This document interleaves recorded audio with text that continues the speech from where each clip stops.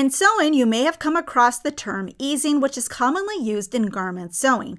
This tutorial will cover what easing is and different ways it's done. Easing is fitting together two fabrics of different sizes while ensuring any extra fabric is evenly distributed. The end result is still a flat, smooth seam. Easing may be used if it's accidentally cut larger due to cutting error, or intentional, meaning ease is added by the pattern drafter to create garment contouring or fullness. When doing easing, there are different techniques you can use: pin easing, stitch easing, and clip easing. You may need to do easing due to cutting errors resulting in pieces not being evenly matched. To help prevent this, cut out pieces using a rotary cutter and mat rather than scissors, especially if you're working with slippery knits or silky tight fabrics. Pin easing can be done when the fabric size difference isn't so bad and is good practice to use in general when pinning seams. When starting out, beginners may be tempted to pin a seam by starting at one end and then working their way toward the other. But what typically happens is you end up with one side longer than the other. A better way to pin is to pin the ends first. So I have one here where the fabric isn't even. I'm going to bring the ends together so they line up.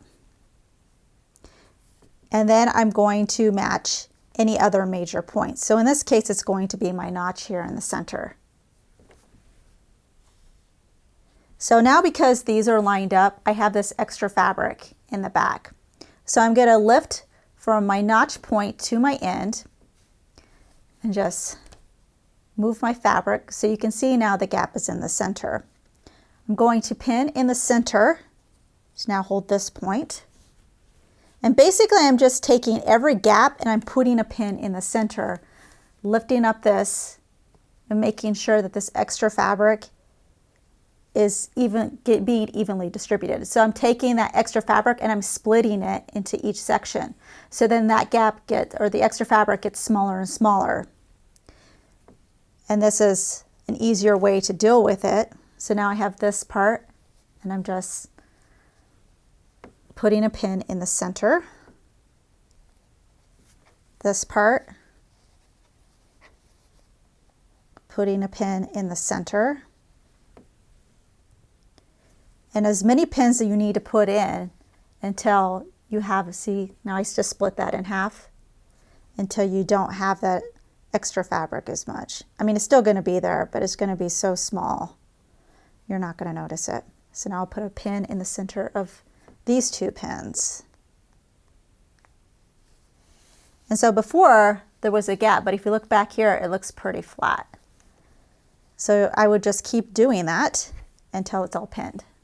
Here it is all pinned up. Don't be surprised if it takes extra pins in order to distribute all that extra fabric. Over here I didn't really have much of a problem, so I don't need to use as many pins, but here I definitely used a lot more. Definitely look at both sides to make sure that you don't have anything that looks like an obvious wrinkle or pucker that's going to be formed when you sew your seam. To make sure the fabric stays evenly pinned, as it could shift while sewing the seam, you can do a hand basting stitch to hold and then sew a seam as normal at your machine. When finished, you should have a seam that lies flat and is matched at both ends. For intentional easing, you'll commonly see this in set-in sleeves, princess seams, and shoulder seams. Some pieces will be purposely mismatched because pattern drafters are trying to create fullness. In these cases, like with set-in sleeves, you'll do easing stitches before any pinning is done. With things like sleeves, you'll do 2 rows of basting stitches. It's 2 because it's less likely the thread will break, but on something like a shoulder seam, you may only do 1 row. Once your basting stitch is sewn with no back stitch, gently pull 1 set of strands and the fabric will start to gather. Take the gathering and evenly distribute it along the stitching so it's cinching it in but may only look slightly wavy rather than gathered. Then pin to fit and sew your seam as normal. Again, you're trying to ease the extra fabric so it distributes evenly. When finished, there should be no wrinkles or puckers on the seam line. If you want to see a tutorial on sewing a set-in sleeve, see our description for a link. Princess seams will use a different type of easing. In this case, we're dealing with curved seams. On one curve, sew a stay stitch between the notches at the seam line. This is a regular length stitch with back stitching and can remain in the garment instead of being removed later. In the seam allowance area, clip slits about every ½ inch. You want to clip close to the stitches, but don't actually cut them. With slits cut, this should open the seam allowance, making it easier to pin the other fabric piece. Then sew, and your end result should be a clean-looking seam line. You may be doing one of these or all three of these easing techniques in your next project. They help ensure you end up with nice, smooth seams. Our book, Professor Pincushin's Beginner Guide to Sewing, Garment Making for Nervous Newbies, is now available to order. Go to professorpincushion.com/books or click on the link in the description to see a list of vendors where you can purchase it.